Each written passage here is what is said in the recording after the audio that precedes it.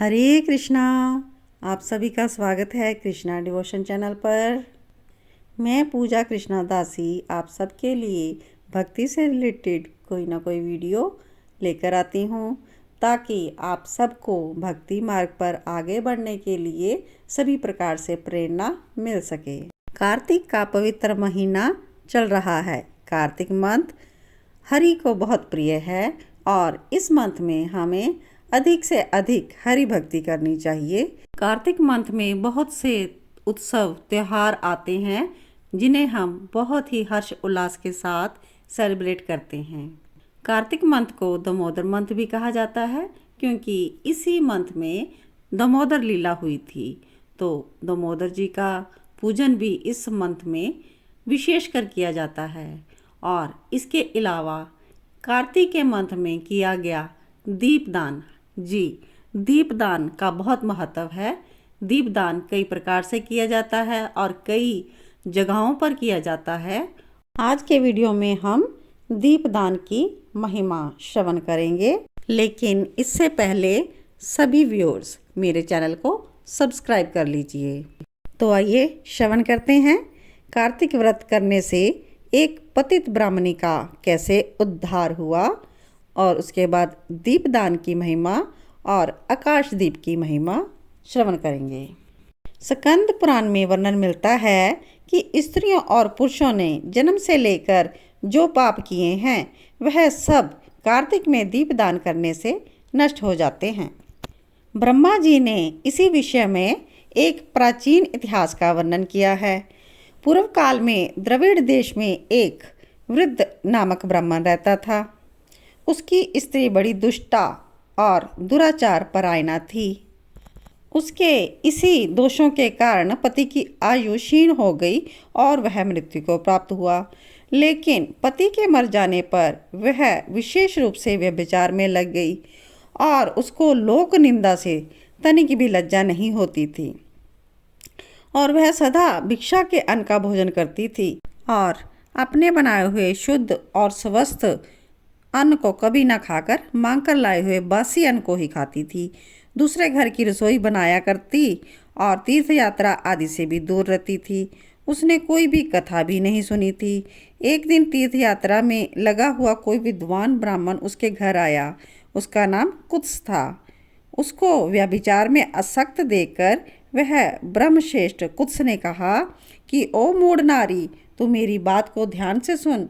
पृथ्वी आदि 5 भूतों से बने हुए पीत और रक्त से भरे हुए इस शरीर को, जो कि केवल दुख का कारण है, तू क्यों पोस रही है? यह देह पानी के बुलबुले के समान है। एक दिन इसका नाश होना निश्चित है। इसलिए तू इस अनित्य शरीर को यदि तू नित्य मानती है तो यह अपने मन में बैठे हुए इस मोह को विचारपूर्वक त्याग दो। सबसे श्रेष्ठ देवता भगवान विष्णु का चिंतन कर और उन्हीं की लीला कथाओं को आदरपूर्वक सुनो। और जब तक कार्तिक मास आवे तब भगवान दामोदर की प्रीति के लिए स्नान दान आदि करो, दीपदान दो, भगवान विष्णु की परिक्रमा करके उन्हें प्रणाम करो। यह कार्तिक का व्रत सब पापों की शांति और समस्त उपद्रवों का नाश करने वाला है। कार्तिक मास में निश्चय ही दीपदान भगवान विष्णु की प्रसन्नता बढ़ाने वाला है। ऐसा कहकर कुत्स ब्राह्मण दूसरे के घर चला गया और वह ब्राह्मणी भी कुत्स की बात सुनकर पश्चाताप करती हुई इस निश्चय पर पहुंची कि मैं कार्तिक का व्रत अवश्य करूंगी। कार्तिक मास आने पर उसने पूरे महीने भर प्रातः सूर्य उदय से पहले स्नान किया और दीपदान किया, और ऐसा करते हुए कुछ काल के बाद उनकी आयु समाप्त हो गई, उसकी मृत्यु हो गई। फिर वह स्वर्गलोक में गई और वहाँ भी उसकी मुक्ति हो गई। कार्तिक के व्रत में तत्पर होकर दीपदान आदि करने वाला और जो इस दीपदान का इतिहास सुनता है वह मोक्ष को प्राप्त होता है। बोलिए कार्तिक मास महात्म्य की जय हो। तब ब्रह्मा जी ने नारद से कहा, अब मैं आकाशदीप का महात्म्य बताता हूँ। कार्तिक मास आने पर जो प्रातः स्नान में तत्पर हो आकाशदीप का दान करता है वह सब लोगों का स्वामी और सब संपत्तियों से संपन्न होकर इस लोक में तो सुख भोगता है और अंत में मोक्ष को प्राप्त होता है। इसलिए कार्तिक में स्नान दान आदि कर्म करते हुए भगवान विष्णु के मंदिर में 1 मास तक अवश्य दीपदान करना चाहिए। महाराज सुनंद जी भी कार्तिक के मास में प्रातःकाल स्नान करके पवित्र हो जाते और कोमल तुलसी दल से भगवान विष्णु की पूजा करते थे और रात में उनके लिए आकाश दीप देते थे और दीपदान करते हुए कहते थे, मैं सर्व स्वरूप एवं विश्व रूपधारी भगवान दामोदर को नमस्कार करके यह आकाश दीप देता हूँ जो भगवान को परम प्रिय है। देवेश्वर, इस व्रत से आप मेरी भक्ति को बढ़ाएं। और वह इस भाव से प्रार्थना करके दीपदान करते थे। ब्रह्म मुहूर्त में उठकर वह दोबारा फिर आकाश दीप देते थे। इस प्रकार प्रातःकाल को और सायंकाल को प्रतिदिन उनका नियम चलता रहता था। मास की समाप्ति होने पर उन्होंने व्रत का उद्यापन करके आकाशदीप के नियम को भी समाप्त किया। फिर उन्होंने ब्राह्मणों को भोजन कराकर विष्णु जी की पूजा की। इसी व्रत के पुण्य प्रभाव से उन्होंने इस लोक में स्त्री पुत्र पौत्र सज्जनों के साथ लाखों वर्षों तक सभी भोगों का उपभोग किया और अंत में सुंदर विमान पर आरूढ़ होकर 4 भुजाधारी शंख चक्र गदा आदि आयुधों से सुशोभित पीताम्बरधारी विष्णु जी का दिव्य शीर पाकर मोक्ष को प्राप्त कर लिया। इसीलिए कार्तिक मास में दुर्लभ मनुष्य जन्म को पाकर भगवान विष्णु को प्रिय लगने वाला आकाशदीप विधि पूर्वक दान देना चाहिए।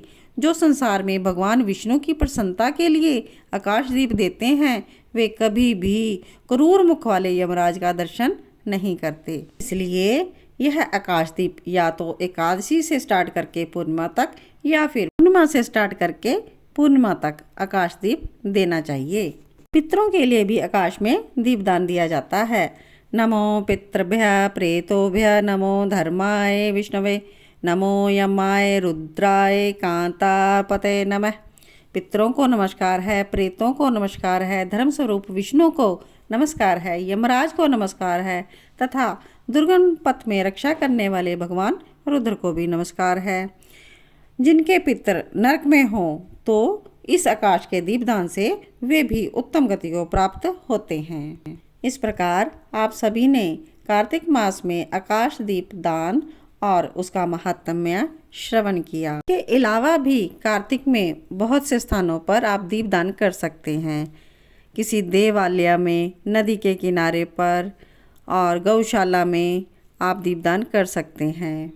पेड़ के नीचे, चौराहे में, घर से बाहर और तुलसी जी को भी आप दीपदान कर सकते हैं। इसके अलावा कार्तिक मास में जो हरि प्रबोधनी एकादशी होती है उस दिन भगवान विष्णु के आगे कपूर का दीपक जलाया जाना चाहिए तो उसके कुल में उत्पन्न हुए सभी मनुष्य भगवान विष्णु के प्रिय भक्त होते हैं और अंत में मोक्ष को प्राप्त करते हैं। बोलिए कार्तिक मास की जय, कार्तिक में दीपदान की जय, दामोदर कृष्ण की जय हो, विष्णु भगवान की जय हो। ओम नमो भगवते वासुदेवाय। आशा करती हूँ आपको मेरा वीडियो अच्छा लगा होगा और आपको कार्तिक मास में दीपदान की सारी जानकारी प्राप्त हुई होगी। तो अब आप मेरे चैनल को लाइक कीजिए, कमेंट कीजिए और इसे ज़्यादा से ज़्यादा शेयर कर लीजिए। और नेक्स्ट वीडियो की अपडेट पाने के लिए नोटिफिकेशन आपको मिल सके इसलिए बेल आइकॉन प्रेस कीजिएगा। और नेक्स्ट वीडियो में मैं आपको त्रयोदशी से लेकर दीपावली तक जो उत्सव किया जाता है उसका वर्णन करूंगी। तब तक के लिए जय श्री कृष्णा, जय जय श्री राधे श्याम। सबको मिले वृंदावन धाम।